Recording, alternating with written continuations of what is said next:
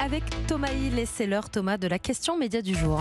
On s'est tous déjà demandé devant une scène de sexe au cinéma comment ça se passait réellement lors du tournage.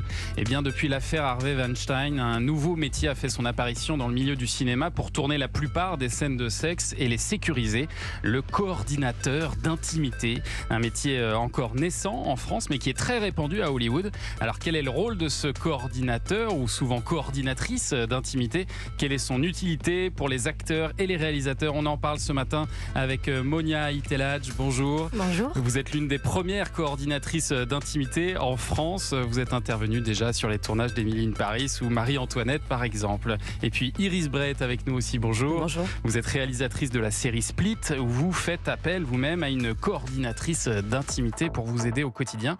Alors on a tendance à se dire que pour des scènes de sexe, justement, tout se joue entre le réalisateur et les comédiens. Donc racontez-nous, Monia Itelaj, à quoi sert une coordinatrice d'intimité comme vous sur un tournage? Alors, la coordination d'intimité, c'est un nouveau métier qui va venir soutenir et collaborer avec la mise en scène, les interprètes, pour venir justement créer ces scènes d'intimité, ces scènes de nudité. C'est venir ouvrir un espace où les interprètes vont pouvoir exprimer leurs limites. C'est venir créer une culture du consentement à l'échelle de notre production. C'est chorégraphier ces scènes d'intimité. C'est mettre en place des protocoles qui vont permettre en fait de préparer et de tourner ces scènes de manière éthique et professionnelle et pas les laisser à la totale improvisation comme souvent c'est le cas. C'est ça, en général, on ne dit pas grand-chose, on dit vous faites l'amour et point quoi. Oui, souvent on renvoie les artistes à leur propre intimité, à leur propre sexualité, en se disant vous savez faire, puisque vous avez une intimité, faites comme vous faites. Et en fait, ça demande à être plus précis que ça et plus chorégraphié. Je pense. Iris Bray, quand vous avez commencé à travailler sur votre série Split, qui comporte donc des scènes de sexe, vous connaissiez ce métier de coordinatrice d'intimité ? Ouais, je le connaissais bien parce que j'avais un projet de documentaire qui s'est arrêté à cause du Covid et qui donc a été repris par Edith Chapin et je lui ai ouvert le tournage pour justement créer une archive en fait d'un moment en France où on commence à avoir ce métier, parce que je pense que c'est important de montrer en fait qu'est-ce que c'est et de pas dire que c'est de la censure, de nous voir en fait au travail. Et donc je connaissais ce métier, j'avais très envie et c'est moi qui ai demandé à la production d'avoir une coordinatrice d'intimité sur mon plateau pour ces scènes d'intimité qui sont nombreuses dans la série Split. Et alors comment vous avez travaillé avec elle? J'imagine que le travail il commence avant le tournage déjà. On a fait un travail de prépa, ouais, c'est-à-dire qu'on s'est vu en amont avec la chef opératrice, la première assistante, les comédiennes et la coordinatrice d'intimité, Paloma Garcia Martens. Et en fait, on a chorégraphié les scènes, puis on les a filmées, puis on a montré aux comédiennes comment on les avait tournées. Elles nous ont dit si elles étaient d'accord ou pas. Vous les avez filmées avec d'autres acteurs? Non, juste de toute façon, toutes les scènes c'est une série lesbienne, donc ça se passe entre deux femmes, donc il n'y a pas d'autres acteurs, c'est entre les deux femmes, donc on a filmé ces scènes-là, et en fait c'était pour que les comédiennes soient d'accord avec les cadres, soient d'accord sur comment on allait les montrer, et ça nous permettait surtout de trouver les personnages au sein de ces scènes-là, justement de ne pas faire appel à leur propre intimité, mais de vraiment se poser la question de comment est-ce que les personnages ont envie de s'embrasser, ont envie de faire l'amour, ont envie de se toucher. Et ça vous a amené à modifier des choses dans votre scénario ? Non, rien. Moi, j'avais écrit un scénario, c'était pas elles s'embrassent, elles font l'amour, elles jouissent. C'était très, très écrit, mes scènes d'intimité, ce qui est assez rare. Donc, à vrai dire, je pense qu'on n'a absolument rien enlevé, rien modifié. C'était vraiment pour moi plus pour trouver en fait les personnages dans ces scènes d'intimité qui racontaient vraiment à chaque fois quelque chose dans la progression des personnages et de leurs relations. Et alors, j'imagine aussi que la coordinatrice, elle est présente pendant le tournage pour vérifier que tout est bien respecté, c'est ça ? Oui, notamment, en effet, on est là pour aider la mise en scène à ancrer ces scènes dans leur décor. Puis, s'il y a des changements, rechecker si tout le monde est OK sur les modifications. Respecter aussi le plateau fermé. C'est-à-dire faire en sorte qu'il y ait le moins de personnes possible pour ces scènes-là, parce que sinon, sur un plateau, on est quand même assez nombreux. C'est aussi ça... la coordination d'intimité. Julien ? Question toute bête, comment une coordinatrice se retrouve à travailler sur un film ? Parce qu'il n'y a rien d'obligatoire. Est-ce que c'est à la demande des acteurs, de la production, du réalisateur ? C'est vrai qu'aujourd'hui, en France, c'est pas obligatoire. Moi, on va dire que dans la majorité des cas, c'est la production qui fait appel à moi. Ensuite, comme Iris, il y a des metteurs en scène maintenant qui connaissent ce métier et qui nous demandent de venir les soutenir dans ce travail. Et les comédiens, les comédiennes, quand ils ont connaissance de notre métier. Ce qui m'intéresse m'intéresse aussi, c'est comment vous êtes formé à ce métier. On va en parler dans un instant. Je voudrais savoir aussi les techniques qui existent aujourd'hui pour mettre les comédiens, les comédiennes à l'aise quand ils doivent réaliser ce genre de scène. On en parle dans une minute sur Europe 1. Tout de suite. Europe 1. Vous écoutez Culture Média sur Europe 1 avec la suite de la question média du jour. Thomas Hill, quel est le rôle d'une coordinatrice ou d'un coordinateur d'intimité sur le tournage d'une série ou d'un film? On en parle avec Monia Aitelaj, coordinatrice d'intimité, et Iris Bray, réalisatrice.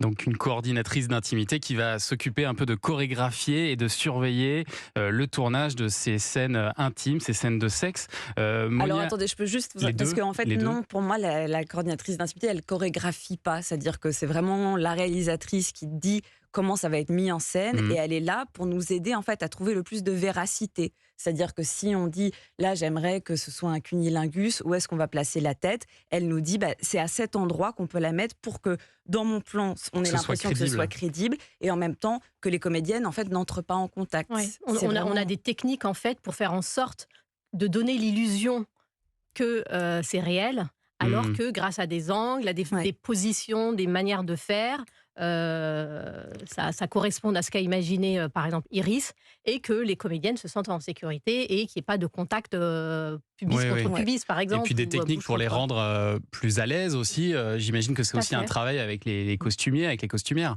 Ouais, on a des techniques de masking. En fait, on peut masquer grâce au corps de son partenaire, ou bien on a des accessoires qui vont venir masquer les parties du corps que les artistes n'ont pas envie de montrer ou qu'on ne doit pas montrer à la caméra. Et comment vous êtes devenue vous-même coordinatrice d'intimité? Parce qu'à la différence des États-Unis ou de l'Angleterre même, où le métier est très implanté, en France, il n'y a pas encore de formation reconnue. Non, aujourd'hui, en France, il n'existe pas encore de formation. Par contre, on peut très bien se former aux États-Unis, au Canada, où les formations existent. Moi, oui, j'ai une première carrière de juriste, et ensuite, en effet, je me suis formée notamment à la coordination d'intimité auprès d'un organisme aux États-Unis. Mais aujourd'hui, tout le monde peut se dire coordinateur d'intimité? Aujourd'hui, c'est vrai que la réglementation n'existe pas en la matière, contrairement aux États-Unis où SAG-AFTRA s'est mêlé un petit peu de ce nouveau métier qui existait justement pour éviter que des gens s'autoproclament coordinateurs ou coordinatrices d'intimité. Et il existe une certification qui n'existe pas encore aujourd'hui en France. Et si jamais en cours de tournage, un réalisateur ou un acteur ne respecte pas ce qui était prévu, est-ce que vous avez un pouvoir particulier?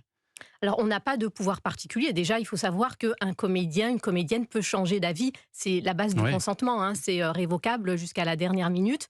Et ça, c'est vrai que parfois, c'est ce qui a un peu, ce qui froisse un peu, ce qui gêne un peu. Après, si un comédien, une comédienne revient sur une limite, elle a le droit. Et nous, on peut proposer d'autres solutions, on peut revoir avec la mise en scène, on peut toujours créer ce moment d'intimité d'une autre manière. Comment ça se passait avant, Iris Bray, vous qui vous êtes intéressée à ce sujet? On le voit dans le documentaire d'Edith Chapin, Sexist Comedy, où elle pose la question aux comédiennes. Donc je ne veux pas parler à leur place, mais en tout cas, il y avait beaucoup de limites qui étaient franchies, beaucoup d'inconfort, beaucoup de choses de volées. Et je pense que travailler en fait avec une coordinatrice d'intimité, c'est aussi travailler avec ses comédiennes, écouter en fait et leur donner du pouvoir. Et donc parfois, oui, ça peut me mettre inconfortable dans la personne qui doit mettre en scène, parce que oui, on partage en fait le pouvoir à ce moment-là. Et pour moi, on crée les scènes avec elle. Et ça arrive, c'est arrivé sur Split qu'une des comédiennes dise j'ai plus envie de faire ce geste-là ou ce mouvement-là. Ça demande en fait de s'adapter. Mais c'est important de savoir s'adapter et d'écouter en fait les personnes qui vous entourent quand on crée des images. Je pense que ça crée un autre plateau aussi. Et pour moi, ça a vraiment renforcé la mise en scène, parce que ça demande d'être extrêmement précise sur ce qu'on a envie de montrer à l'image et comment on va le montrer. Donc comment ça se passait avant? Je pense qu'il y avait beaucoup plus d'abus avant. Enfin, il y en a toujours beaucoup en France. C'est important ce que tu dis, Iris, quand tu parles de partager le pouvoir. C'est vrai qu'il y a des dynamiques de pouvoir très inconscientes sur un plateau qui font que le metteur en scène... C'est le réalisateur, le patron en général. Oui, et c'est difficile de lui dire non ou de commencer à lui poser 40 000 questions. On ne veut pas passer pour le ou la comédienne qui est chiante, qui pose toujours 40 000 questions, qui dit non, parce qu'on sait qu'il y en a d'autres qui vont dire oui derrière. Il y a une réalisatrice, Mia Hansen-Løve, qui dit que les coordinateurs sont une police de la vertu. Et elle ajoute « J'ai jamais forcé un acteur à faire quoi que ce soit ».